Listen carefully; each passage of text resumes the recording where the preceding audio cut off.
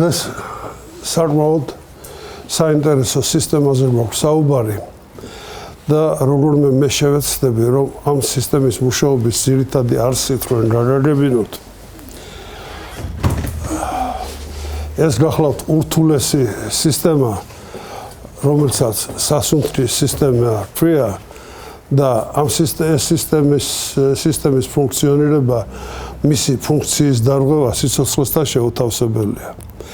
თქვენთვის კარგად არის ცნობილი რომ ამ სისტემის ძირითადი დანიშნულება გახლავთ რომ ორგანიზმს მიაწოდოს ჟანგბადი. მოდით ახლა ვნახოთ ჩვენ ამ სისტემის ფუნქციები. არა მარტო ჟანგბადის მიწოდება ორგანიზმისათვის. ნახეთ რას აკეთებს ამ სისტემის ორგანოები. მათი საშუალებით ხორციელდება გარეგანის სუნთქვა. ესე იგი თუ არსებობს გარეგანი ყოფილა შინაგანიც. გარეგანის სუნთქვა გახლავთ გასდაცვლა ატმოსფეროსა და ორგანიზმს შორის, შინაგანის სუნთქვა გახლავთ გასდაცვლა უჯრედს შორის ნივთიერებასა და უჯრედს შორის. გასაგებია, როდესაც ერითროციტის საშუალებით მიიტანება ჟანგბადი. ბგერის წარმოქმნა და ხმის ფორმირება.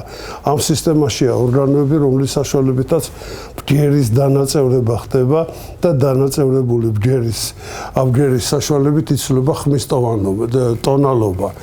ასევე ამ სისტემას ეკუთვნის ნაწილი, რომელზედაც მე მექნება საუბარი, სადაც ყნოსვა და საყნოსავი მიდამოა განლაგებული და ამ სისტემის საშუალებით ხორციელდება ყნოსვის აქტი, ანუ სუნთა სხვადასხვა სუნების შეგრძნება. ნახეთ ეს მეოთხე აქ გამომყოფი რო წერია სისტემა, ეს თქვენ ისე არ იფიქროთ რომ შეცდომა იყოს. ამ სისტემის საშუალებით ხორციელდება გამოყოფა ისეთი ნივთიერებებისა, როგორიც არის მაგალითად სპირტი, ამიაკი და სხვა პროდუქტები, ნივთიერებათა დაშლის სხვა პროდუქტები. თქვენ თვითონ შეხვალთ დილით ავადმყოფის პალატაში, რომელიც თირკმლის უკმარისობით გიწევთ და ნახავთ უცბად რომ თარგვის სუნია. სრული ამ სიტყვის მნიშვნელობით თარგვისთვის დამახასიათებელი სუნი. ეს იმის ბრალია რომ მისი ფილტვებიდან ამიაკი გამოიყოფა და ამიაკი გვაძლევს ამ სუნს და მის შეგრძნებას. რაც არ უნდა დეზოდორები იხმაროთ პირის ღრუს სხვადასხვა სუნიანი დეზოდორები ნაბახუსებზე აუცილებლად სპირტის სუნი გექნებათ პირიდან, იმიტომ რომ სპირტის გამოყოფა ძირითადად მოჭარბებული სპირტის გამოყოფა ძირითადად აი ამ ორგანოების საშუალებით ხორციელდება, რომელიც საკუთრივ სასუნთქი ორგანოებია. აი ამ სისტემას დაცვითი ფუნქციაც გააჩნია. დაცვითი ფუნქცია გააჩნია იმდენად, რამდენადაც ამ სისტემის ორგანოები პირველად ხდებიან შემოჭრილ მიკროორგანიზმებს, რომელიც საერთთან ერთად ხდება. აქ არის მაკროფაგები თქვენ გასავლიან შემდეგ, რომელიც ბაქტერიოლიზისით ხასიათდებიან. ჰემოდინამიკის რეგულირება, ნამდვილად არეგულირებს ჰემოდინამიკას, ვინაიდან თქვენთვის კარგად არის ცნობილი, რომ სისხლის მიმოქცევის ორი წრეა, ერთი არის მცირე წრე, რომელშიც ფილტვებია ძირითადი წამყვანი ორგანოები და მეორე გახლავთ დიდი წრე სისხლის მიმოქცევის, ხო? სისხლის ჰემოდინამიკის რეგულირება იმდენად ხდება, თუ რამდენად ასრულებს ფილტვები თავის ფუნქციას. თუ შეგუბებითი მოვლენებია ფილტვების, მაშინ გულის უკმარისობა ვითარდება, ჯერფილტვის უკმარისობა და შემდეგ გულის უკმარისობა. ის წარმოადგენს სისხლის დეპოს. დიახ, ფილტვები გარკვეული დროის განმავლობაში სისხლის დიდ ნაწილს მოიცავენ და სისხლის დეპოა და რაც შეეხება თერმორეგულაციას, მონაწილეობენ თერმორეგულაციაში. რა გვაქვს ხედულობაში? თუ ორგანიზმის ტემპერატურა მაღალია, ამ შემთხვევაში ფილტვებზე ალვეოლებში შიგნით ხდება აორთქლება და აორთქლების შედეგად ორგანიზმი გრილდება და თუ ორგანიზმში ტემპერატურა დაბალია, შესაბამისად ატმოსფეროს ტემპერატურაც დაბალია, ამ შემთხვევაში აორთქლება შეწყდება და თერმორეგულაცია რეგულირდება აი ამ აორთქლების ინტენსივობიდან გამომდინარე. მაშასე ეს ყოფილა ურთულესი სისტემა, რომელიც სხვადასხვა ორგანოებს შეიცავს და ამ ორგანოების საშუალებით ხორციელდება ის აქტი, რომელსაც სუნთქვის აქტი ქვია. მოდით ახლა მე შეგახსენებთ ერთ რამეს. ყველაზე უფრო ტოქსიური ნივთიერება, რაც კი დედამიწაზე არსებობს, ეს გახლავთ ჟანგბადი. ჟანგბადი წვავს ანადგურებს ყველაფერს აბსოლუტურად. ჟანგბადზე არის დამოკიდებული ჩვენი ასაკობრივი ცვალებადობები, სხვადასხვა ცხოველების ასაკობრივი ცვალებადობები.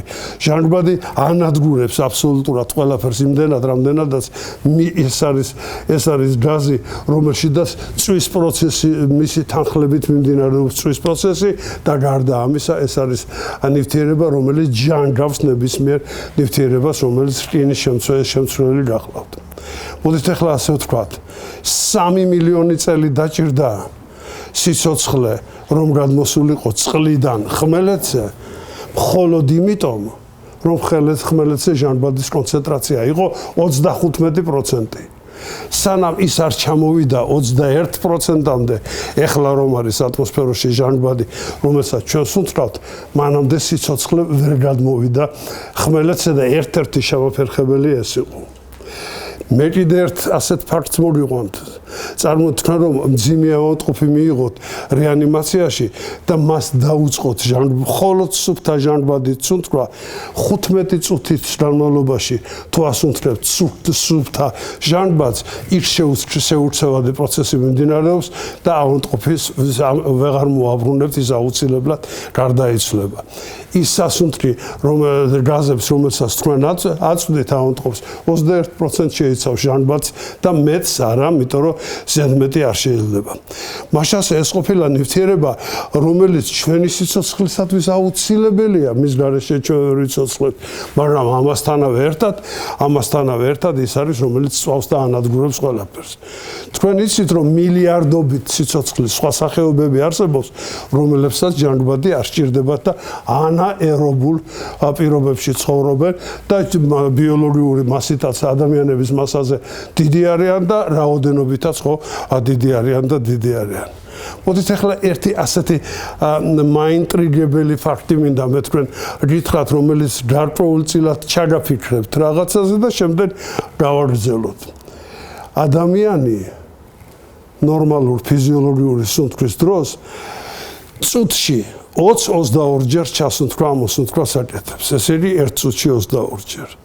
ცოცხლობს 75-80 წელი. საშუალო ასაკის ვამბობ მე. ძაღლი 42-44 ჯერ ჩაისუნთქავს წუთში და ამოისუნთქავს და ცოცხლობს 10-12 წელი. კუ მარტო 3 ჯერ ჩაისუნთქავს წუთში და ამოისუნთქავს და ცოცხლობს 180 წელი და უფრო მეტი. თუ წყლის კუებია, წყლის კუს შეუძლია 30 წუთის განმავლობაში ერთხელ ჩაისუნთქოს და ამოისუნთქოს. რასაკვირველია, ნახევარი საათის განმავლობაში აღარ ისუნთქოს და ერთხელ ჩასუნთქვითა და ამოსუნთქვით ფიქრობთ. მოდით ახლა ჩვენ დავფიქრდეთ ამ საკითხზე რა არის ეს და კიდევ ერთ რამესაც გეტყვით. მეგობრებო, ადამიანის სისტემა ისე ამოწყობილი ადამიანში, რომ ეს სასუნთქის სისტემა ძირითადად იმაზე კი არ მუშაობს, რომ ჟანგბადი მიაწოდოს ორგანიზმს, არამედ ნახშირორჟანგი რომ გამოიტანოს იქედან. ჩვენ რომ ნახშირორჟანგის გამოსატანის სხვა გზა ვქონდეს, გარდა ფილტვებისა, მაშინ წუთში ერთი ჩასუნთქვა გვეყოფოდა ჟანგბადის მისაწოდებლად. ნახეთ, თქვენ შემდეგ გასწავლიან, რომ ადამიანის ორგანიზმში არსებული რეცეპტორები ჟანგბადის ნაკლებობას ჟანგბადის ნაკლებობაზე კი არ რეაგირებენ, არამედ რეაგირებენ ნახშირორჟანგის მოჭარბებულ რაოდენობაზე და მაშინვე ტახიპნოე, ანუ აჩქარებული სუნთქვა იწყება. დავფიქრდეთ ახლა ამ საკითხებზე და შემდეგში გავაგრძელოთ ჩვენ ლექციის მსვლელობა. დაგვიდით ამ სლაიდს. სასუნთქის სისტემის ორგანოები დაყოფილია ორ ნაწილად. ერთი გახლავს ჰაერგამტარი გზები და მეორე არის საკუთრივ სასუნთქი ორგანოები. ჰაერგამტარი გზები განლაგებული გახლავთ სახის მიდამოში, ყელის მიდამოში, შუა საყრის მიდამოში და გუნკერდის მიდამოში. რაც შეეხება საკუთრივ სასუნთქო ორგანოებს, ანუ ფილტვებს, ისინი განლაგებული გახლავთ გუნკერდის მიდამოში. მოდით ახლა ჩვენ ასე ვთქვათ, რომ ჰაერგამტარი გზები იმითი განსხვავდება ყველა დანარჩენი სხვა გზებისაგან, რომ მისი სანათური მუდმივად ღია უნდა იყოს. მუდმივად ღია რო უნდა იყოს ჰაერდამტარ ჯერზებს ან უნდა ქონდეს ძულოვანი კარკასი რომელიც უქმნის მათ კედლებს მაგალითად ცხვირის ღრუ და პირის ღრუ ანდა მას უნდა ქონდეთ ხრტილოვანი კარკასი რომელიც არ აძლევს საშუალებას ჰაერდამტარი გზები რო დაიხშოს გასაგებია მაშასე ჰაერდამტარი გზებისთვის დამახასიათებელი ყოფილა ის რომ მისი სანათური მუდმივად ღია უნდა იყოს კი ბატონო მაგრამ ჰაერდამტარ გზას მიეკუთვნება ასევე ხახაც ხახა კუნთოვანი ორგანოა თქვენთვის რადგან არის ცნობილი მაგრამ თქვენ გასწავლეს პრაქტიკულ მეცნიერებაზე რომ ხახასო კუნთები აქვსო ზედა მომჭერი შვამომჭერი ქვედა მომჭერი ეს კუნთები როდესაც ტონუსის მდგომარეობაში იმყოფებიან და შეკუმშული არიან ისინი ინარჩუნებენ ხახის ღია მდგომარეობაში ყოფნას ესენი მუდმივად გამუდმებით მუშაობენ და ხახა მართალია მას აქვს უკანა მხრიდან ძულოვანი საყრდენი კისრის მიდამომარს მეხედველობაში და მისი მალები მაგრამ გვერდებზე ისინი გაწეულია რბილობაში იმიტომ რომ ხახის კუნთები ღებულობს მონაწილეობას რაც შეეხება შემდეგ ორგანოს ეს გახლავთ ხორხი ძალზედ საინტერესო ურთულესი აღნაგობის ორგანო გახლავთ რომელსაც პრაქტიკულ მეცნიერებაზე გასავლიან და ის მუდმივად ღია ამიტომ რომ ხრტილოვანი ორგანო გახლავთ ნახეთ კუნთ ხრტილოვანი კუნთიც არის და ხრტილები არის შიგნით და შემდგომში მოდის სასულე ანუ ტრახეა კი ბატონო ეხლა მე მხოლოდ აღნაგობაზე პრაქტიკულ მეცნიერებაზე ისწავლით მაგრამ მე გავამახვილებ თქვენ ყურადღებას ერთ გარემოებაზე რომ როდესაც ცხვირის მიდამო შეისწავლით განსაკუთრებით მიაქციეთ ყურადღება რომ ცხვირის მიდამო ისეა მოწყობილი თქვენ უკვე იცით ეს თავის ქალა რო ისწავლეთ იქიდან რომ ძვლები შიგნით არსებული ძვლები მას უქმნიან გასავლებს ზემო შუა და ქვემო გასავლების სახით ამასთანავე ერთად ზედა ნაწილში ცხვირის ღრუს ზედა ნაწილში არის არე მოთავსებული რომელსაც არეა ოლფაქტორია ქვია და არ დაგავიწყდეთ რომ ეს არის ის არე სადაც სრული ამ სიტყვის მნიშვნელობით ძაფებზე ჩამოკიდებული რეცეპტორებია განლაგებული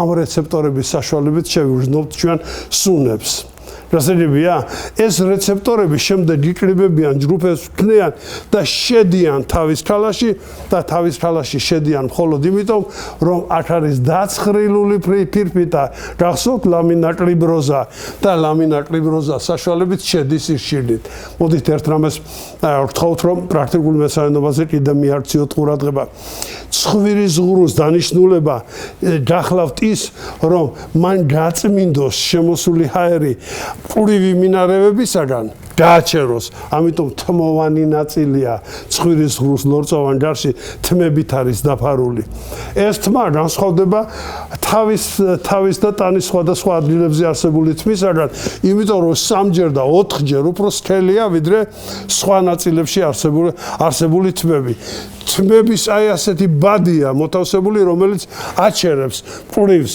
განსაკუთრებით ისეთ პურივს წარმონაქმნებს რომელიც ჰაერის ტალღასთან ერთად შემოდის ცხვირის ღრუში გარდა ამისა განსაკუთრებული მნიშვნელობა აქვს მის ლორწოვანი გარსის შენებაში აღსანიშნავი გახლავთ ერთი გარემოება რომ პერიფერიული კაპილარული სიძარღვები კარგად არის განვითარებული კაპილარული ბადე აი აქ ძალზედ მჭიდროა თუ ჩავხედავთ ცხვირში დავინახავთ კიდევაც აი ამ კაპილარებს და ეს კაპილარები პერიფერიაზე მხოლოდ იმიტომ არის გამოტანილი რომ ტემპერატურა შეცვალოს ჩასუნთქული ჰაერისა გაათბოს ეს ჰაერი რამდენადაც შესაძლებელია თვითონ ფილტრებისაგან მიმართოს გამთბარი ჰაერი რატომ მიმართოს გამთბარი ჰაერი თქვენთვის კარგად არის ცნობილი რომ გასთა ცვლაში განსაკუთრებული მნიშვნელობა ეს იქნება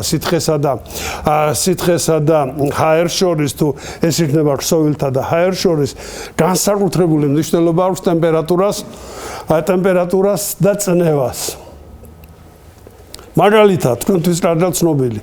Coca-Cola-ს ბოთლი მაცივარში თუ დგას და გამოიღებ და გახსნით, იქედან ჰაერი ინტენსიურად არ გამოიყოფა და Coca-Cola უცბად არ აკაფდება.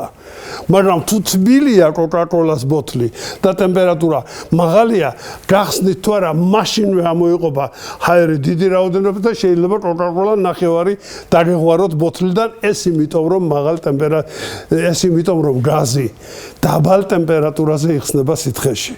გასაგებია და ამას თუ დაემატება კიდე რომ წნევასაა განსაკუთრებული მნიშვნელობა, რაც უფრო მეტია მეტად იხსნება, მაშინ შესაძლოა ამ პირობების შექმნისთვის ზუსტად ბუნებამ შექმნა ისეთი მოწყობილობა, როგორიც არის ცხვირი და ამიტომ ცხვირიდან სუნთქვას განსაკუთრებული მნიშვნელობა აქვს. მე ცხვირზე ვერაფერს ვერ გეტყვით, ეს პრაქტიკულ მეცადინეობაზე. აი ეს რა ხლავთ, ჩემო მეგობრებო, ადგილი, რომელსაც ხორხის შესავალი ქვია და ეს ზევით არსებული ორი ძალიან ლამაზი მოწყობილობა გახლავთ მგერავი იოგები, რომელთა საშუალებითაც წარმოიქმნება ბგერები. ბგერების წარმოქმნის დროს, ბგერების გასავლიან პრაქტიკულ მეცადინეობაზე, რომ მგერავი იოგი არის ორი სახის. ერთი არის სრულ, მეორე არის ნამდვილი. ზემოთ რომელიც არის განლაგებული, ესე რომელიც ჩანს ეს არის ნამდვილი, ამის ქვეშ არის განლაგებული იოგები, რომელსაც ქვია ცრუ იოგებს უწოდებთ ჩვენ, მაგრამ ის ცრუ იოგები რა თქმა უნდა არ არის. მგერავი იოგების საშუალებით მათი დახურვა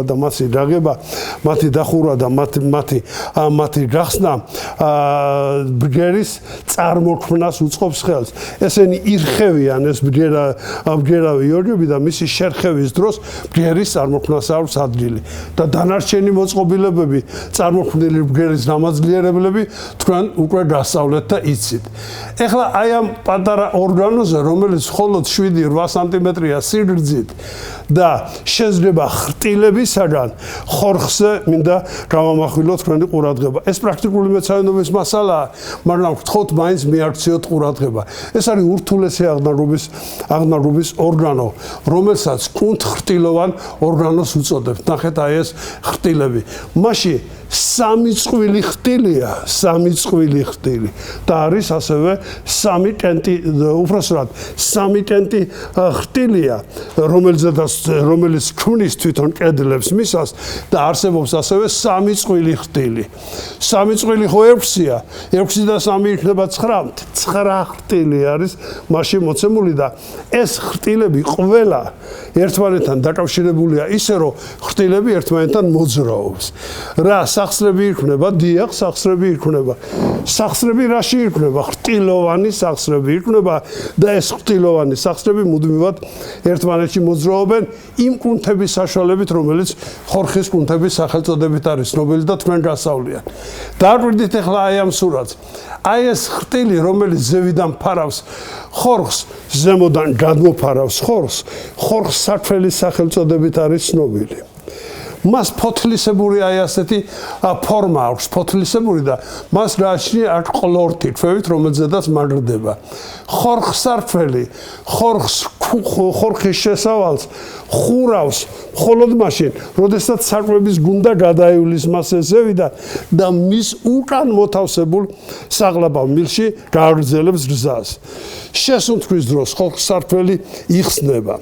ხორხსარფელი ასევე მოძრაობს ვერტიკალურ მდგომარეობაში, მოძრაობს მაშინ, როდესაც გარკვეული ბგერით მოძრაობებს აქვს ადგილი. მაგალითად, სხვადასხვა ტალღის, აი მომღერალი, როდესაც ოპერის მომღერალი მღერის და სჭირდება სხვადასხვა ტალღის ბგერა წარმოქმნას, ხორხსარფელი ღებულობს მაშინ მონაწილეობას.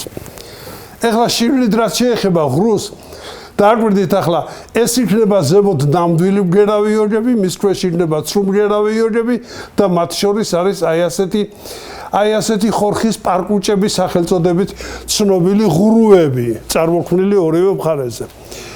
ეხლა თქვენ რომ კარგად წარმოიდგინოთ, ადამიანს ხორხის პარკუჭები კარგად არ აქვს განვითარებული, მაგრამ ყველაზე კარგად განვითარებული აქვს ბაყაყებს. ბაყაყი როცა ყიყინებს, ბუშტები რო იბერება ორივე მხარეზე, ეს გახლავთ ხორხის პარკუჭები.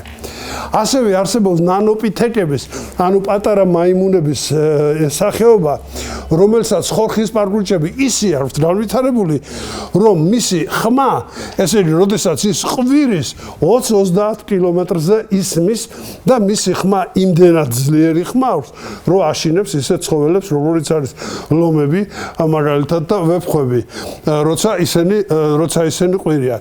ესენი ხორხის პარკურჭებზე დამოკიდებული ყოფილა ძლიერება თვითონ ხმისა. ბატონო, მაგის დადის მასწავლებელთან, რომელიც ხმას უყენებს, აი ასეთი გამოთქმა, ზუსტად ასეთი გამოთქმა არის კონსერვატორიაში მოსწავლე სტუდენტებთან. და რას უყენებს? ავარჯიშებს, როგორ ავარჯიშებს? ასწავლის იმ ვარჯიშებს, რომლებიც ხორხის პარკურჭების ჩამოყალიბებაში და მის გაზრდაში ღებულობს მონაწილეობას სპეციალისტები არსებობენ, აი ასეთი ლოგოპედები, რომლებიც ძალიან კარგად იციან, აი ეს ხორხის აღნაგობა და კუნთების მაშინ მონაწილეობა. კი ბატონო, ეს პრაქტიკულ მეცნიერებაზე გააგრძელეთ ამაზე საუბარი. ოღონდ მოდით ერთ რამეს დავაკვირდეთ ეხლა ჩვენ.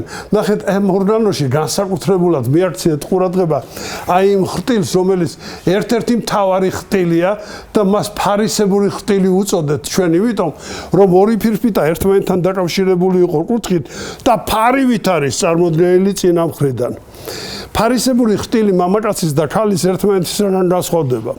მამაკაცის ფარისებური ხრტილში კუთხე მახვილია, ქალის ფარისებურ ხრტილში კუთხე ბლაგვია.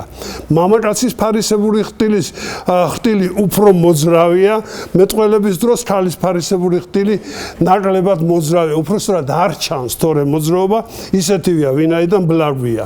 ეხლა ნახეთ, ფარისებური ხრტილის ბოლოებზე ნახეთ, როგორი ფრთისებური წანაზარდები აქვს. ამ ფრთისებური წანაზარდებიდან იწყება კუნთები, რომლებიც უმაგრდება თქვენთვის ძალზედ საინტერესო ძვალს, რომელიც დავივიწყეთ თავის ქალას შესწავლის დროს და არც დაგვხსენებია მერე ტორსის შესწავლის დროს. ეს არის ინის ძვალი. გახსოვთ ინის ძვალი კუნთების ორ ჯგუფში იყო მოთავსებული, ინის ზედა და ინის ქვედა. ინის ზედა შეკუმშვის დროს ზევით მიდიოდა, ინის ქვედა სქვევით. მასია ჩამოკიდებული ხორხი და აქედან გამომდინარე ხორხი მოძრაობს ადის ზემოთ და ჩამოდის ქვევით, როდესაც ის კუნთები ღებულობენ მონაწილეობას ხორხის მოძრაობაში. რომ ადის ზევით და რო ჩამოდის ქვევით, ამას ადვილად შეავწყოთ მამაკაცზე. კი ბატონო, მოდით ახლა ერთ რამეს მივაქციოთ ყურადღება. მე თუ თქვენ გითხარით, რომ აი ეს ხორხის შესავალში, რომელიც ჩანდა, ეს გახლდათ ბგერავი იოგი და თუ გეტყვით, რომ ამ ბგერავი იოგები დაგვირდით, ბგერავი იოგები გაჭიმულია ფარისებური ხრტილის კუთხეს შიგნიდან და ცეცხლისებურ ხრტილებს შორის. ესეთი ცეცხლისებური ხრტილები გვერდებზეა. მაშინ ადვილი წარმოსადგენია, რომ მამაკაცებში ეს უფრო გრძელი იქნება, ვიდრე ქალებში, ვინაიდან მამაკაც მახვილი აქვს, ხო? ესა. თუ ამას დავამატებთ კიდე ერთ გარემოებას, რომ მამაკაცებში არა მარტო გრძელია, არამედ სქელიც არის.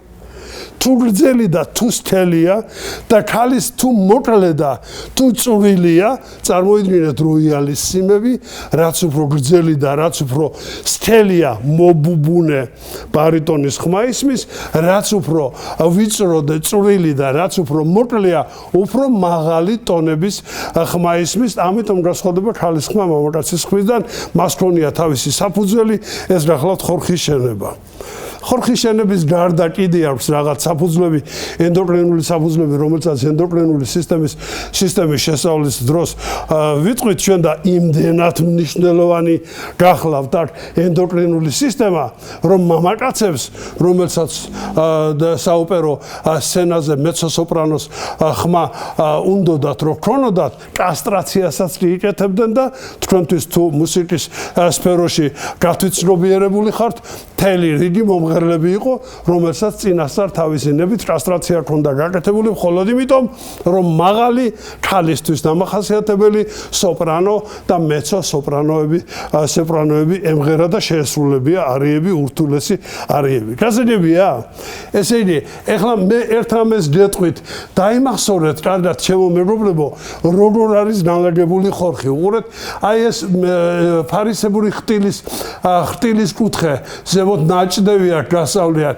ამ ნაჭდევის ქვეშ აი აქ მოთავსებულია ერთი ყველაზე მნიშვნელოვანი ხრტილი ხორხისა, რომელსაც ბეჭდისებური ხრტილი ქვია.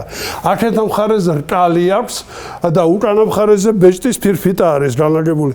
ეს არის ბეჭდისებური ხრტილი, რომელზედაც აშენებულია მთლიანად ხორხის ხრტილოვანი აპარატი. მე მინდა დაიმახსოვროთ ერთი გარემოება, რომ ეს ფარისებური ხრტილი და ბეჭდისებური ხრტილი აუცილებლად დაგჭირდება თქვენ. ერთ დროს შეიძლება დაგჭირდეთ, მაგრამ თუ დაგჭირდეთ, გაიხსენეთ ჩემი ნათქვამი სად არის. აუცილებლად უნდა ხელით გრძნობდეთ თვითონ სად არის ხორხის ზედა ნაჭდევი, ჩამოყვეთ მერე ქვევით დაახლოებით 1 სანტიმეტრი ნახევარით, შემდეგ ასეთი თავისუფალი სივრცე შევხვდებათ. ეს თავისუფალი სივრცე ფარისებურ ხრტილსა და ბეჭდისებურ ხრტილს შორის არსებული სივრცე გახლავთ. შემდეგ თქვენი ხელი მოხვდება ბეჭდისებურ ხრტილს, გადადით ბეჭდისებურ ხრტილზე და რო ჩამოხვალთ უკვე და იგრძნობთ პირველ რკალის წარმონაქმს, აი ასეთ წარმონაქმს, აი მაშინ აიღეთ ნებისმიერი საჭრელი მოწყობილობა. ეს იქნება დანა, ეს იქნება მაკრატელი, ეს იქნება ჩანგალი, თუ ეს იქნება ჟანგიანი, ლურსმანი და ის ჩაარჭვეთ იქა, რომ გადაარჩინოთ სიცოცხლე ბავშვის, რომელმაც რატომღაც შეისუნთქა ჩვეულებრივი კვების დროს შეისუნთქა იტალიური მაკარონი და ამ მაკარონის შესუნთქვის დროს მოხდება თუ არა მგერავი იოდების შორის, მაშინვე იწყება სპაზმი, რომელს სპაზმსაც ვერ მოხსნით ვერავითარ შემთხვევაში. ამ მაკარონის ხელით ამოღება არ შეიძლება, ფეხითაც რო დაკიდო და ზურგში ურტყა, არაფერი არ გამოვა. მე მინდა თქვენ გითხრათ ერთი ამბავი, რომ მოგიყვეთ ასეთი რამ, რომ ერთი 5 წლის წინ 32 წლის კაცი გარდაიცვალა სუფრაზე თავის სახლში, როდესაც მიირთმევდა ჩვეულებრივ მწვანილს მიირთმევდა და რატომღაც მოხდა ისე, რომ შეისუნთქა ჩვეულებრივი მწვანილის ფოთოლი და ვეღარ მიუსწრო და ვერ მოაცილეს ეს მწვანილის ფოთოლი. ეხლა ნახეთ რა გითხარით მე თქვენ, დაიწყეთ იქედან ჩამოდით იტით იგრძენი ერთი, იგრძენი მეორე, იგრძენი მესამე ანატომიური წარმონაქმნი და მერე გააკეთე რაც დასაკეთებელია. თორე თუ აიღე დანა და 4 წლის ბავშვს გამოუსვი ყელში და რომ გამოუსვი ყელში ეს დანა და დაიწყო სიზღდენა მხოლოდ იმიტომ რომ ფარისებური ჯირკვალი გადაჭრილი და ეს არის ჯირკვალი, რომელიც 5 სხვადასხვა არტერიებით სულ სხვადასხვა სისტემებიდან სისხლით მარაგდება, აუნტყოფს კი მიიყვანთ და შეიძლება საუნტყოფომდე მიიყვანოთ, მაგრამ სისხლდენით დაგეღუპებათ და რას იტყვით მერე, რას რა უკეთებთ მის მშობელს. ამაში ისე უნდა იყოს თქვენ დახელოვნებული, საერთოდ ამას ქვია ტრახეოტომია. და როდესაც ჩირნით ჩადებთ რამეს და გააკეთებთ ღრუს, ამას ტრახეოსტომა ქვია. ამაში ისე უნდა იყოს დახელოვნებული, რომ ყველა ექიმი ამას უნდა აკეთებდეს, როცა კი საჭიროა. გასაგებია, ჩვენ დროს აუცილებელი იყო თითოეულ ჩვენთაგან სწორნო და მიუხედავად ჩვენი პროფილისა, თითოეულ ჩვენთაგან სწორნო და ტრახეოტომიის გაკეთება, შოვიარობის მიღება და აპენდექტომიის გაკეთება. იმიტომ რომ სადაც არ უნდა იყოს, დაგჭირდება ეს უნდა გააკეთო. ეხლა ჩემდა სამწუხაროდ, როდესაც ტრახეოტომია საჭირო მრავალპროფილურ საავადმყოფოში, თანამედროვე ფეშენ საავადმყოფოებში ჩვენთან ეხლა ეძებენ ერთ ქირურგს, რომელმაც ეს იცის კარგად და სანამ ის მოვა, მანამდე ვერ აკეთებს სხვა დანარჩენი. ეს გახლავთ ის, რაც პრაქტიკული დახელოვნების ნაკლოვანება ქვია და ეს რომ კარგად ისწავლოთ თქვენ, ამიტომ ჯერ ეს ანატომია უნდა ისწავლოთ. დავანებოთ ეხლა ხორხზე საუბარს თავი და ვთქვათ ერთი რამ, ეს სასულე, რომელიც სიგრძე დაახლოებით 10-15 სანტიმეტრია, მე იყოფა ორ ნაწილად. ეს ორი ნაწილი გაყოფის შემდეგ გახლავთ ბრონხი პრინციპალის, ანუ პირველი ხარისხის ბრონქები, ანუ ეს გახლავთ ბრონქები, რომელიც შედის ფილტვებში. ეხლა მოდით მე თქვენ გაჩვენებთ კლიპს, სადაც ამ ფილტვებზე იქნება საუბარი, 2 კლიპი უნდა ვნახოთ და ამის შემდეგ გავაგრძელებთ. აი აქ მონიშნულია როგორც წინა მხრიდან, ასევე უკანა მხრიდან ადგილები, სადაც ფილტვებია განლაგებული. ესენი წყვილი ორგანოები გახლავთ, ისინი მოთავსებული არიან თავისივე ღარებში, რომელსაც ქვია, რა ქვია ამ ღარებს? სუქცი პულმონალის.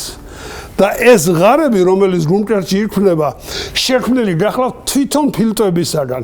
ფილტვები ქმნიან აი ამ ღარებს და ნეკლებს ისე იზრდება ნეკლები, რომ ყალიბდება აი ასეთი ორგანოები, რომელსაც რუსებმა დაარქვეს ლյოტკიე.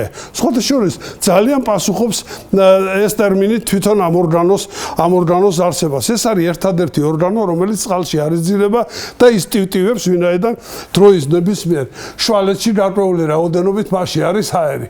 დააკვირდით ახლა ეს ნახავთ მარჯვენა, ეს ნახავთ მარცხენა ფილტვი. ისინი ერთმანეთისაგან განსხვავდებიან. აღნაგობა შეიძლება ერთნაირი ქონდეთ, მათ აქვს ძირი, მათ აქვს მწვერვალი და მათ აქვს ცალკეული წილები, ნახეთ წილები. აი ეს წილებად არის დაყოფილი. მარჯვენა არის 3 წილად დაყოფილი, მარცხენა ფილტვი გახლავთ 2 წილად დაყოფილი. მარცხენა ფილტვის წინა კიდეზე, რომელიც მახვილია, გამოყოფილი არის პატარა ნაწილი, აი ნახეთ წილები. წილები ისეა ერთმანეთთან დაშორებული, რომ ხელი შეიძლება ჩაყოთ შიგნით და ხელის ჩაყოფით ჩახვიდეთ იმ ადგილამდე, რომელსაც ჰილუს პულმანის ქვია. აი ეს შავი წერტილები, რომელიც აქ ჩანს, ეს მარჯვენა ფილტვის წილები, ნახეთ, ზედა წილი და ქვედა წილი. ეს ფილტვის მწვერვალი. ეს შავი წერტილები, რომელიც აქ ჩანს, ეს ნიკოტინის შედეგი გახლავთ, აი ასეთი შავია ეს ფილტვები, რომელთაც სუნთქავთ ნიკოტინს მწვერვალი ხალხის ფილტვები. დაიმახსოვრეთ ერთი გარემოება, რომ ფილტვის მწვერვალები ისეა განლაგებული, რომ ისინი ლავიწის ზემოთ არის. ამოდის თვითონ ბუნკერის ზედა შესასვლელში და ჭკვია არ გეგონოთ უჭკუო ის ექიმი, რომელიც ფონენდოსკოპს აიაკადებს კისრის მიდამოში. შეიძლება იფიქროს, რომ რას უსმენს, აქ უსმენს ფილტვის მწვერვალს, მონაწილეობს თუ არა სუნთქვაში. ხშირია პათოლოგიები, როდესაც ფილტვის მწვერვალი სუნთქვაში არ მონაწილეობს. ეხლა დააკვირდით თვითონ როგორი აღნაგობა აქვს, ნახეთ, დაადო ხელი და ელასტიური ქსოვილისაგან შეძრება. მისი ჩაზნექილობა მალე გასწორდა. აი ეს შიგნით მხარეზე აქ არის განლაგებული ადგილი, რომელსაც ფილტვის კარი ქვია. ნახეთ, ესენი უკვე ფილტვის წილაკებია. ესე იგი, დიდი წილები დაყოფილია შემდეგ წილაკებად და ეს პატარა ბუშტუკები, ნახეთ, წარმოდგენილი არეები, რომელიც არის ეს არის ფილტვის მოქმედი ერთეული, ანუ ალვეოლები. ნახეთ, ამას რეკორდი დაუმყარებია მოწევაში. აი ახლა თუ ფილტვი ჩაფუშულია, ანუ ატელექტაზე ხორციელდება, აი ამ შემთხვევაში თავისუფლდება ჯიბეები, 2 ჯიბე, რომელიც ფილტვის ძირშია. რა ჯიბეები? ჯიბეები, იმიტომ რომ ფილტვი დაფარულია პნევრის 2 ფურცლით. ერთი ფურცელი მას ფარავს უშუალოდ და მეორე ამოფენს იმ სივრცეს, სადაც ფილტვია მოთავსებული. ეს ნახეთ ნერვთაშუა კუნთები მოცილებულია და გამოჩენილი არის პლევრის ფურცელი. ფილტვი შიგნით სუნთქავს პლევრის ფურცელი. თუ ჩვენ პლევრის ფურცელს გარეთ პლევრის ფურცელს გავჭრით, დავინახავთ, რომ ფილტვის ქსოვილია, მაგრამ ფილტვის ქსოვილი თანდათანობით შეიჭმუხდება, მოხდება მისი ატელექტაზი, მხოლოდ იმიტომ, რომ აი ამ პლევრის 2 ფურცელს შორის არსებული წნევა გახლავთ უარყოფითი და როდესაც გარედან შევა შიგნით ჰაერი, ამ შემთხვევაში ფილტვი ჩაიფუშება. კარის მიდამოში თქვენ გასავლიან პრაქტიკულ მეცადინეობაზე, ფილტვებში შედის კარის საშუალებით შედის მასში ფილტვის არტერიები. ფილტვის არტერიებს ფილტვთან მიაქვს ვენური სისხლი და იქედან გამოდის ფილტვის ვენები, რომელიც გულისკენ მოიმართება, იცით თქვენ გულისკენ რომ მოდის ეს ფილტვის ვენები, რომელსაც არტერიული სისხლი მოაქვს. ესე იგი, მისი არტერიალიზაციას აქვს აქ ფილტვებში ადგილი. აი ეს მიდამო მთლიანად ფილტვებს შორის მოთავსებული მიდამო შუა საყრის სახელწოდებით არის ცნობილი და აი ეს ორგანოები, რომელსაც ბრონხი პრინციპალის ქვია, ზუსტად შუა საყრის ორგანოების სახელწოდებით არის ცნობილი. ჩვენ მორფოლოგებმა ეს შუა საყარი დავყავით 2 ნაწილად. ერთი ბიფურკაციის წინ მდებარე ნაწილი და მეორე სასულის უკანა მდებარე ნაწილი. ერთს დავარქვით წინა შუა საყარი, მეორეს დავარქვით უკანა შუა საყარი. თქვენ თუ შეგხვდება დიაგნოზი ასეთი, რომ სიმსივნე განლაგებული გახლავთ უკანა შუა საყარში, მის ზედა ნაწილში, უნდა იფიქროთ, რომ ეს სასულეს უკან არის განლაგებული და არა სასულის წინ. წარმოიდგინეთ ახლა თქვენთვის კარგად ცნობილი სისხლის მიმოქცევის 2 წრე ერთი გახლავთ სისხლის მიმორჩევის დიდი და მეორე გახლავთ სისხლის მიმორჩევის მცირე წრე, მაგრამ სინამდვილეში ეს ერთი წრეა მთლიანად, ოღონდ რვიანივით გახლავთ შემოგლეხილი, ეს შემოგლეხვა ხორციელდება იმ ორგანოში, რომელ ორგანოსაც გული ქვია. ნახეთ, ბრონხები, პირველი ხარისხის ბრონხები რო შევიდა ფილტვის კარში, შემდეგ დაიყო მეორე ხარისხის ბრონხებად, შემდეგ მესამე ხარისხის და ბოლოს მიდის ალვეოლამდე და ალვეოლის კედელში მიმდინარეობს გასთაცვლა. ნახეთ, არტერია და კაპილარი, არტერიული კაპილარი ვენურ კაპილარში გრძელდება და ქსელია შექმნილი. ნახეთ, ალვეოლები აი ასეთი ბურთულებია ჩვეულებრივი, როგორც ყურძნის მტევანი და მასზე არის კაპილარული ქსელი და ამ კაპილარულ ქსელში ხორციელდება ჟანგბადის გადასვლა ატმოსფეროდან გადასვლა ერითროციტში. არ იფიქროთ, არ შეგაცდინოთ ვინმე, რომ ჟანგბადი გადადის როგორც გაზი. არავითარ შემთხვევაში. ჟანგბადი თქვენ გაიხსენეთ ერთი რამ. ერითროციტის იმ ადგილს, სადაც ერითროციტის ბირთვი იყო მოთავსებული, ჰემოგლობინი არის განლაგებული, ხო? ჰემოგლობინში არის რკინა და რკინის საშუალებით ხორციელდება ტრანსპორტირება. როგორ ხორციელდება? როგორ და ალვეოლის კედელი იმდენად თხელია, რომ მეორე მხარეზე არსებული ჟანგბადი ჟანგავს იმ რკინას, რომელიც ერითროციტში შიგნით არის, მისი ერითროციტის გარსის შიგნით არის მოთავსებული. როგორ ჟანგავს და ერითროციტმა რო გაიაროს ალვეოლის კაპილარში რო გაიაროს, ალვეოლის კაპილარის დიამეტრი 1 მიკრონია, ერითროციტის 3 და ზემოთ 3, 4, 5 მიკრონი. ერთში რო გაეტიოს, ამიტომ უნდა გაიწუროს, უნდა დაგრძელდეს, დეფორმაბელობა განიცადოს და ისე გაძურეს შიგნით. როცა მიძურება, ერთ მხარეზე ჟანგბადია, რომელიც ჟანგავს იმ რკინას, რომელიც მასშია მოთავსებული და გაიხსენეთ, რომ რკინა არის როგორც ორვალენტოვანი, ასევე სამვალენტოვანი, ერთია დაჟანგული, მეორეა აღდგენილი. და ეს რკინა დაჟანგული რო წავა უჯრედს შორის სივრცეში, უჯრედს შორის სივრცეში ხდება ნივთიერება, რომელიც მას ჟანგბადს წართმევს და მის ნაცვლად მისცემს ნახშირ ორჟანგს და იმ ნახშირ ორჟანგს გამოატაინებს შემდეგ ფილტვებში. გასაგებია? ეხლა ეს დავიმახსოვროთ ერთი გარემოება და გავიხსენოთ, რომ ამ გასთაცვლაში განსაკუთრებული მნიშვნელობა აქვს წნევას, რაშიც ადვილად დარწმუნდებით და თუ უკვე იცით ამის შესახებ, რომ ის პიროვნებები, რომლებიც სხვადასხვა სიმაღლეზე ზღვაში მუშაობას აწარმოებენ, სიღრმეში ჩასვლა ადვილია, ამოსვლა აძნელი. ამოსვლის დროს რამდენ მეტრს დაივლი, იმდენი 5 წუთი უნდა შეასვენო. რამდენ 10 მეტრს დაივლი, იმდენი 15 წუთიანი შესვენება სჭირდება. რატომ? იმიტომ რომ მაღალ წნევაზე ჟანგბადის დიდი რაოდენობა ინტერსტიციულ სივრცეში, ანუ უჯრედს შორის სივრცეში მოთავსებული და უცბად ზევით რა მოიყვან დაბალ წნევაზე, მასის დაემართება, რაც იმ კოკაკოლას დაემართა. მაცივარში რო არ იყო მოთავსებული და გახსენით. გასაგებია? რა ბუშტუკები წარმოიქმნება თვითონ სისხლში და აუცილებლად აი ამ დაავადებას კესონური დაავადება ქვია, აუცილებლად ამ დაავადების დროს პიროვნება გარდაიცვლება. ეს ექიმებმა კარგად უნდა იცოდეთ. კი ბატონო, ეხლა გავაგრძელოთ ჩვენ. აი ეს გახლავთ ფილტვის ნორმალური სურათი. ფილტვის რენტგენოს სურათი. ნახეთ, აი ეს წარმონაქმნები, რომლებიც აქ ჩანს, ეს კარის წარმონაქმნებია და მაგისტრალური სიზარღვებია და ლიმფური კვანძებია, რომლებიც არ არის გაზრდილი. როცა გაზრდილია, მაშინ ნახავთ, რომ სურათი იცვლება და აი ასეთ სურათზე ნახავთ აი აქ ჩრდილს, რაც სიმსივნის მაჩვენებელი იქნება. თქვენ იცით, რომ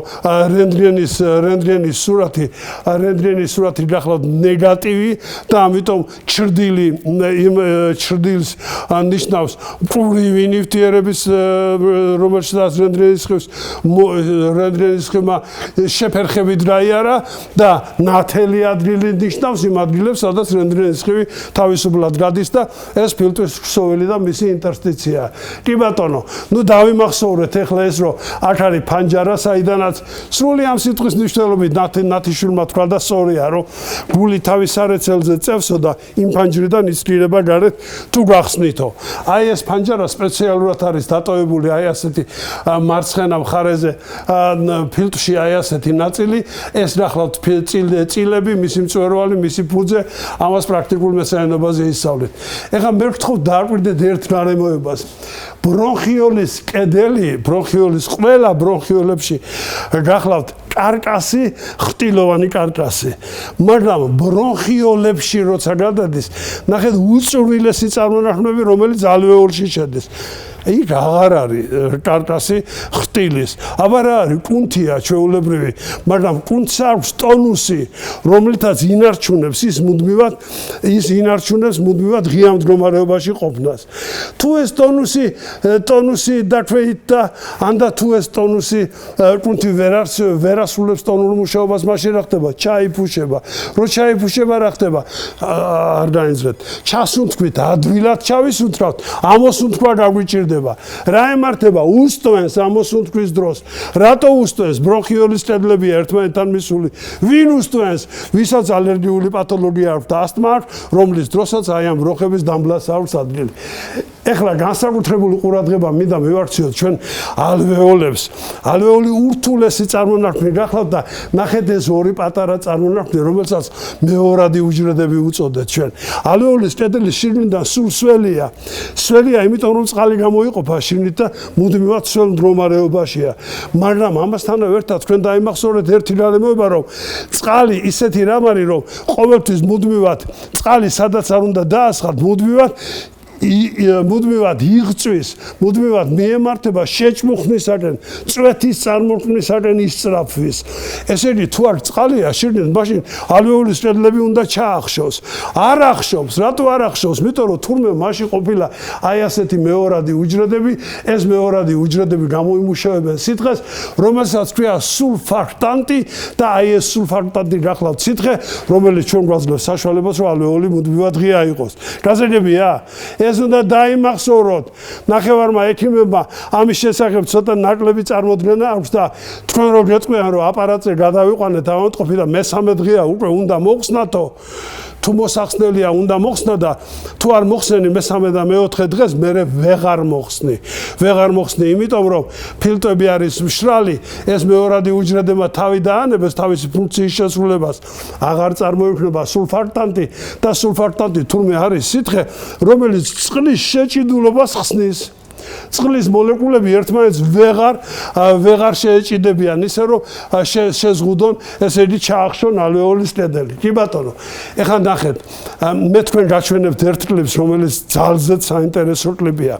თურმე მთელი ჩვენი ჰაერნამტარი გზები დაფარული გახლავთ ეპითელით, რომელსაც აი ასეთი შოლტები აქვს. შოლტიანი ეპითელი. ნახეთ როგორი შოლტებია. ეს შოლტები თითოეულ კვადრატულ სანტიმეტრზე 250 და მეტია. ეს შოლტები მუდმივად მოძრაობენ. ახლა ნახეთ როგორ მოძრაობენ. მოდით დავყოთ ხორხის ზემოთ არსებული დავარქვათ ზედა სასუნთქი გრძები და ხორხის ქვედა სასუნთქი გრძები. უпроსტად ხახის ზედა და ხახის ქვედა სასუნთქი გრძები. ხახის ზედა სასუნთქი გრძებიდან ეს შოლტები მოქმედებს ხახისკენ, ესე იგი გადაისვრის ყველაფერს, რაც მას ხდება ხახისკენ, რომ ხახიდან პირში გამოვიდეს და არ შევიდეს ორგანიზმში და ქვედა სასუნთქი გრძებიდან ზევით ისვრის ყველაფერს, რაც მასზე მოხდება, ესეც ხახისკენ, რომ გადმოისროლოს. ეხლა დააკვირდით მის მოძრაობას. ნახეთ ეს კლიპი ძალზედ საინტერესო კლიპი გახლავთ, დამონტაჟებულია, რა თქმა უნდა, ჩემს მიერ სხვადასხვა მონაცემებიდან. უყურეთ ისრებით როგორ არის მიმართული. ეს მხოლოდ შოლტების მოძრაობაა. ზემოდან ქვემოთ, ქვემოდან ზემოთ. მოდით ეხლა ერთი რამ ვთქვათ საინტერესო კიდე, რომ თურმე ამ შოლტების ზემოთ, აი შოლტები, ნახეთ როგორ მოძრაობს. ესე იგი, ქვედა შოლტები მარტო ზევით იქნება, ასე და ზევით მოძრაობს და ზედა შოლტები ქვევით. თურმე ამ შოლტების ზემოთ, ნახეთ რა არის მოთავსებული. ამ შოლტების ზემოთ არის ლორწო მოთავსებული, რომელიც შეიძლება, ამ ლორწო გამომუშავდება თვითონ შოლტებს შორის არსებულ ჯირკვლებში.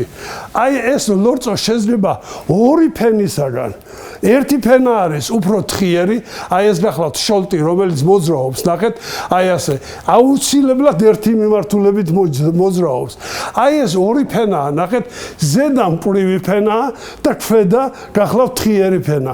მის ქვეშ აი ასე შოლტები მოძრაობენ და ლორწოზე დადებულს გადაანაცვლებენ. მაგრამ თუ იმას გეტყვით, რომ თვითონ აი ამ ლორწოს სისტე, ნახეთ, ლორწოს სისტე მილიმეტრის მეექვსასედი ნაწილია. და ის მილიმეტრის მეექვსასედი ნაწილი ორ ფენად არის დაყოფილი, ზედა სქელი, ქვედა თხიერი. თუ შეიცვალა, რომ გადმობრუნდეს სიცოცხლესთან შეუთავსებელი ცვლილებები ვითარდება, ავადმყოფი ადამიანი დაიღუპება. რა განაპირობებს მის ასეთ დრომას? რატო არ ქვედა თხიერი და ზედა სქელი? ჯერჯერობით ეს სხვადასხვა ახსნა არსებობს მასზე. ეს ალვეოლის წერდელში მიმდინარე პროცესებია. მოდით ჩვენ ისე შოლტებზე ვისაუბროთ, იმიტომ რომ ძალზედ საინტერესოა. ეხლა ნახეთ, 1 კვადრატულ სანტიმეტრზე 250 და მეტი შოლტი და აუცილებლად ერთი მიმართულებით მოძრაობს. თუ ამას მე დავამატებ და თქვენ გეტყვით ერთ რამეს, რომ შოლტი ყოველ ერთ წამში 30 მოძრაობას აწარმოებს, წამში 30 მოძრაობა. მე ამ მოძრაობას რა ვიცი, რა მოვიყენე ეს ტერმინი, დავარქვი თრდოლვა და ჩემ შრომებში, სადაც არის შოლტების თრთოლვითი მოძრაობაზე მაქვს საუბარი. მოდით თრთოლვა. კი ბატონო, თრთოლვა. კი, მაგრამ როგორ მოძრაობს ეს შოლტი, რომელსაც არც ინერვაცია აქვს? არც კუნთოვანი სისტემა აქვს, შიგნით კუნთები არ აქვს. ან და ეს შოლტების განახლებას აქვს მუდმივად ადრილი და ყოველ დაუშვათ კვირაში ერთხელ თლიანი შოლტები იცვლება. იმ ახალ შოლტს იქ რა მოდის, მის ძველი რო შეცვალა ახალმა შოლტმა. ვინ ასწავლა, რომ ქვევიდან ზევით უნდა იმოძრაო და არა ზევიდან ქვევითო? ან და როდის გაუჩნდა ადამიანს ეს შოლტები ევოლუციის კიბის ზედა საფეხურზე რა მოვიდა?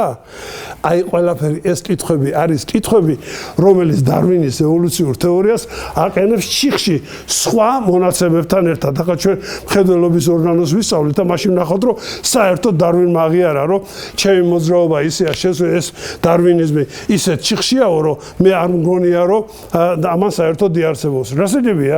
თურმე ასეთი შოლტები და აი ასეთი ლორწო ცხოველებსაც გააჩნიათ, არა მარტო ჩლიქროსნებს, არამედ მასე დაბალი კლასის ცხოველებში დაწვდება, რეპტილიებში დაწვდება.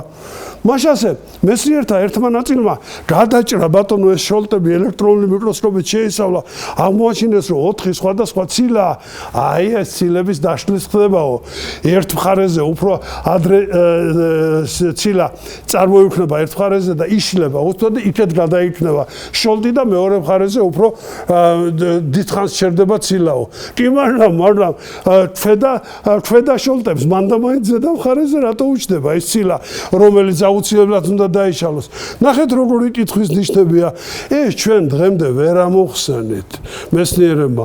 ეს თქვენ უნდა გააკეთოთ მომავალში და თქვენ უნდა დაადგინოთ აი ამ შოლტებით რატო ხდება მოძრაობები და რაც შეეხება იმას, ქვემოთ რატომ არის თხელი და ზემოთ რატომ არის სქელი, ჩემი მოსაზრებაც გარკვეულწილად სხვა მეცნიერთა ჯგუფის მოსაზრებებს ემთხვევა. მე ჩემს შრომებში აღვნიშნე, რომ აი ეს მოძრაობები მიქსერის მოძრაობას წააგავს.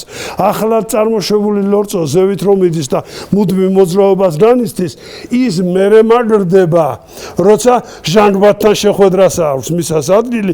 ამიტომ არის ის ორი ფენა და ამიტომ არ შეიცვლება არასდროს რო ეს დავწერე. მაგრამ ჩემმა ზოგიერთმა კოლეგამ მომწერა, ამას რას ამბობთ ბატონო, ეს ხო უნდა დაადასტუროთ ექსპერიმენტულად და მოდით აბა დაადასტუროთ ექსპერიმენტულად. როგორი დასადასტურებელია, რაც მე გაჩვენეთ, ეს ყველაფერი გადაღებულია ლაზერული ტომოგრაფიის საშუალებით, ლაზერული მიკროტომოგრაფიის საშუალებით, რომელიც დღეისთვის, რომელიც მხოლოდ ინგლისში და ამერიკის შეერთებულ შტატებში აქვს. აი მომავალი თქვენზეა და თქვენ ისწავლეთ ის შოლტებში როგორ არის მოძრაობა. ეხლა თავისუფალი ხართ.